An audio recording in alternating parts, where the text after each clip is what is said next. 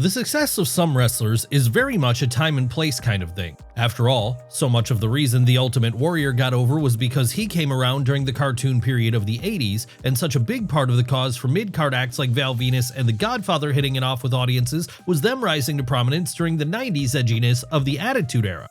But other performers don't have this issue. No, for them, they could be a success in the ring regardless of what era they're in. Who are the biggest examples of this? Well, that's exactly what we're going to be looking at right now, starting with Chris Jericho. Just look at the fact he's been around for several decades now and has been a hit with fans in each one.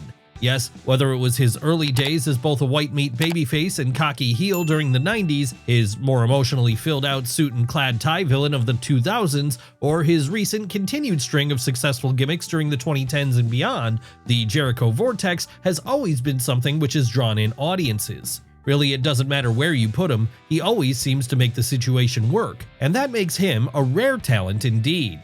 Hell, it doesn't even matter which company you put the Winnipeg native in, as while most of his success has happened in WWE, Y2J has also become a star in places like WCW, ECW, CMLL, and his current home of AEW. Yes, we struggle to think of a time or place you could put Chris Jericho in that he wouldn't succeed as a wrestler. He's just that talented. And whether he finishes up his career in All Elite Wrestling at this point, or has one more run for WWE, he's going to be remembered as a legend of both promotions, as well as a legend of all the other places he's worked over the years. And a big part of the reason for that is because he's always been able to become a star by understanding when and where to reinvent himself. Of course, not every wrestler needs to reinvent themselves in order to be someone who can succeed in any era, though. No, some people just have an act that would work regardless of what decade we're talking about. And if you need a perfect example of this being the case, you only need to look toward our next subject, the Nature Boy, Ric Flair. That's right. While certain types of gimmicks will always fall in and out of fashion, one thing which has remained constant about the wrestling industry throughout the years is that good wrestling is good wrestling. So if you're a master of your craft once the bell rings, you're going to have a much easier time getting over. And in the history of the business, there is an argument to be made that the best actual wrestler to ever do it is Ric Flair. Hell, this is why he became such a big hit in Jim Crockett Promotions during the 80s, with him there really being the ace of the whole operation despite being a heel. And it's why he'd no doubt still continue to succeed if he remained an active in-ring performer today. Of course, it's not just the actual wrestling part of wrestling that Ric Flair was great at. No, aside from having all-timers with opponents like Harley Race, Ricky Steamboat, Sting, and Randy Savage, just to name a few, the Nature Boy was also a fantastic promo. And that's another element of being a star which is pretty timeless, as whether we're talking about the Roddy Pipers of the 80s, the CM Punks of the 2000s, or the Roman Reigns of today, being able to talk has always gotten a person more over. Yes, when you break it down, there's nothing Ric Flair didn't excel at in wrestling, and that surely means he could have gotten over during any time period in the business, and for any company. Sadly though, time comes for us all, and because of that, the chances of the Nature Boy lacing up his boots again in 2025 seems incredibly low. But even if that is the case, he can still cut a promo without having to worry about his body being destroyed, so he could still have a lot of value to any company who wants to use him as something like a manager, or even just an occasional legend who pops up every now and then to make an on-screen appearance. And he's not the only person we're looking at today who's since retired from the ring, but who can still play an important role in the industry, as they're good enough to get over during any time period. No, our next subject also applies here too, the one, the only, Kurt Angle. Come on now, when we talk about Kurt Angle, we're talking about a bona fide Olympic gold medal winning athlete. These aren't the kind of people who grow on trees. And not just that, but also an Olympic gold medalist who took to the ring faster than perhaps anyone before or after him. That's right, in the pride of Pennsylvania, what you have is pretty much a perfect storm of talent in that he's someone with all the legitimacy of a Brock Lesnar who also happens to be a prodigy on the level of a Shawn Michaels. Needless to say then, this all made Angle a huge star in WWF when he first debuted there at the turn of the millennium. So much so that he'd be a world champion before his rookie year was over. And it would also allow him to continue being a big star when he eventually left WWE and went on to have a whole second run with TNA during the mid-2000s and beyond. But then to be fair, the Olympic hero could have succeeded in any time period he was put in, as like with Ric Flair, he's one of those wrestlers whose talents are evergreen and who could always have a great match with anyone he was put up against. Kurt Angle versus Lou Thesz back during the Territory days? We're sure it would have torn the house down at the time. And Kurt Angle versus Bret Hart during the mid-90s would have no doubt been just as great. Then there's the whole cavalcade of great performers Angle could have had a banger with if he were still wrestling today. Really, he's the kind of guy who should have no problem finding success in any era of the business, as he was always able to adapt to what was needed of him at any given time, whether that meant him playing the role of a wrestling machine in the ring or that of a comedy goofball in segments. We honestly struggle to think of a time when he wouldn't have gotten over, or a place. Even Japan or Mexico would have worked out well for him, as we're confident he would have been able to adapt his style to those markets too. But what of our next subject, someone who actually did work in a variety of different countries? Well, he's another perfect example of someone who could succeed during any time period in wrestling. That's right, it's time for us to talk about AJ Styles. Now, you shouldn't need us to tell you who AJ Styles is or why he's so great. After all, he's been doing this at a higher level than almost anyone else for decades now. Hell, he actually goes back as far as the Monday Night Wars, as it was during his rookie years there that he briefly worked for WCW before that company went under in 2001. Would the Phenomenal One have been a success during this time period if he'd gotten more of an opportunity to rise to the top? We've no doubt he would have, as he's succeeded in every era across every company he's been in ever since. It doesn't matter if it's on the North American indie circuit for places like Ring of Honor, on a smaller scale televised product like TNA, or over in the East for New Japan. AJ Styles has risen to the occasion at each opportunity throughout the 2000s and beyond. And that also includes the US big leagues too, as it would be in 2016 that he joined the WWE roster and there almost immediately became a superstar. But then why wouldn't he? This is one of the greatest of all time we're talking about here. Yes, like with others we've looked at today, you could put him as far back as the early territory days of wrestling and he'd still be a huge hit with fans. Just imagine what it would have been like to see Styles versus Kerry Von Erich back during the heyday of World Class Championship Wrestling, or AJ versus Randy Savage in 80s WWF. It would have been incredible, just as it's been incredible to see him lock horns with a who's who of world-class talent over the years and more often than not, blow them away in the ring. But of course, it's not just his in-ring that's made him a star everywhere. No, again, like with others we've looked at today, the Georgia native has that certain intangible star quality to him, which means that even if he isn't the biggest of guys, he can still stand taller than most of any given roster, metaphorically, on account of how much fans are drawn to him whenever he steps through the curtain. But what about our next subject? Someone who is sadly no longer with us, the legend that was Owen Hart. No, Owen Hart didn't even get to make it to his 40th birthday. And that's a true crime, not just because a husband and a father to 2 young children passed away, but because he still had so much more to give as a pro wrestler. Really, there's a contingent of people out there who would posit that Owen was the best wrestler of his era, even better than his brother Bret. And if you wanted to argue that point, we certainly wouldn't stand in your way. What made Owen Hart stand out so much back then? Well, it was his pretty innovative high-flying style, something which the world still hadn't seen a lot of, particularly in North America. And this meant fans were drawn to him every time he was on screen in either his father's regional promotion Stampede Wrestling or in bigger companies like New Japan or WWE. Hell, despite being a very small guy for the time, he was even able to rise to the point of challenging for world titles, as he did famously in WWF back in 1994 during one of the best feuds of that decade against the Hitman. So if you were to take his style and put it into the modern day, then it would work anywhere, whether we're talking about WWE, AEW, New Japan, or any other company. And the reason for that is because now the wrestling world has finally caught up to what Owen was doing back in the 90s. Yes, turn on any episode of weekly wrestling television and you're liable to find a high-paced cruiserweight-style match, exactly what the King of Hearts specialized in and helped to pioneer. Of course, the idea of Owen Hart going up against a Seth Rollins in 2025, well, that just whets our appetites, as we've no doubt it would be great. But even if Owen were still around today and didn't want to wrestle anymore, we're sure he'd still have an important role to play in the industry, as his character work was always fantastic too, enough to where he could easily find a spot doing just this. Really, considering he could do just about everything, any wrestling promotion today, yesterday, or decades ago would be mad not to want the Calgary native on their roster if they had the chance. Come on now, there's a reason his name is still alive through the annual Owen Hart Cup, and that's because there is still plenty of fan demand for his name and face to be used on screen.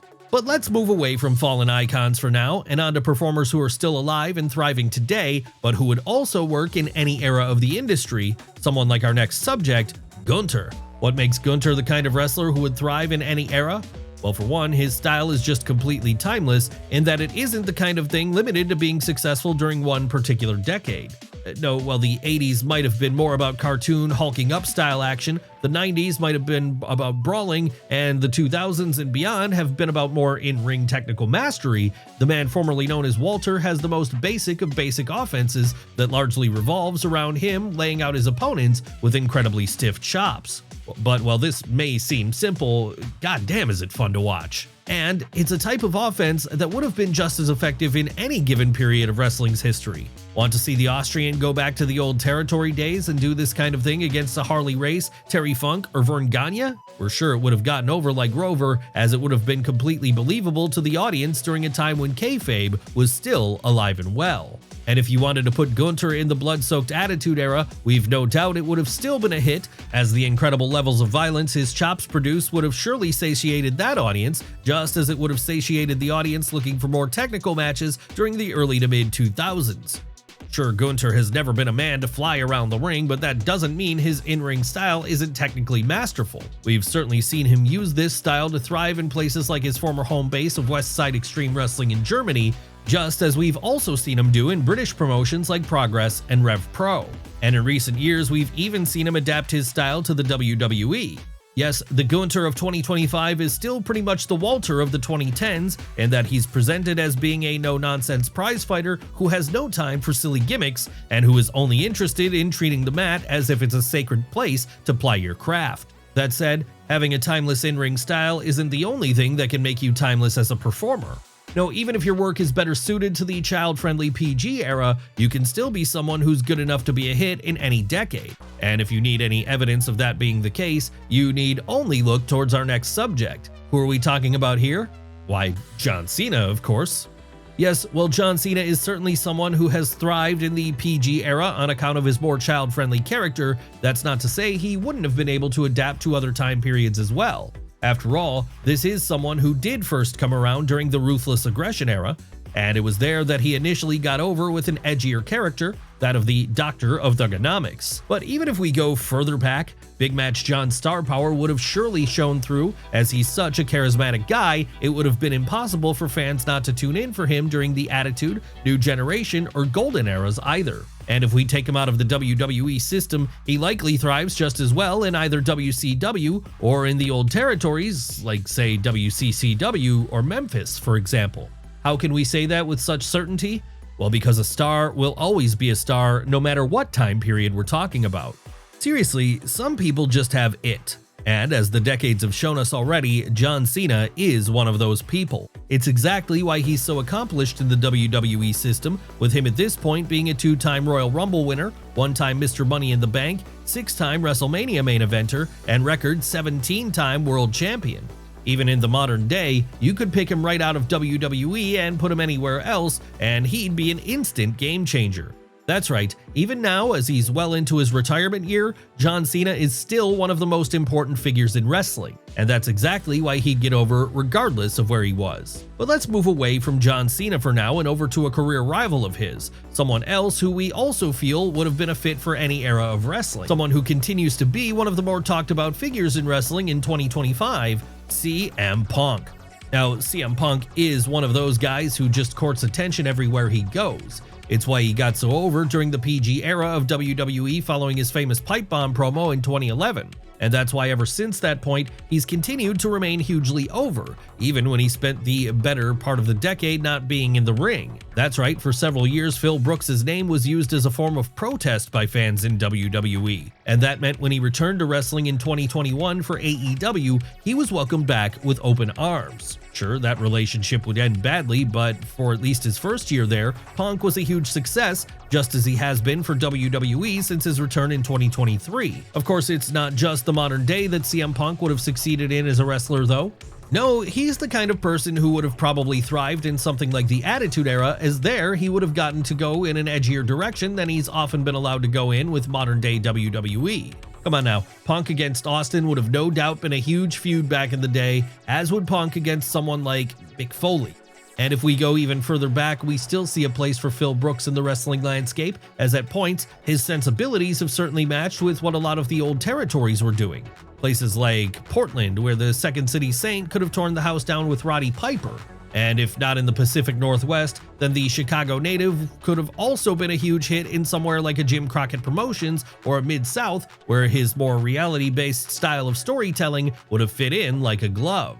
But what of our next subject? Someone who on the face of things seems like he was tailor-made for the modern day alone. Well, allow us to make a case which suggests otherwise as we take a look at The Miz. Yes, we know that The Miz is a perfect fit for the modern day, but that shouldn't suggest Mike Mizanin couldn't have found success in other time periods too.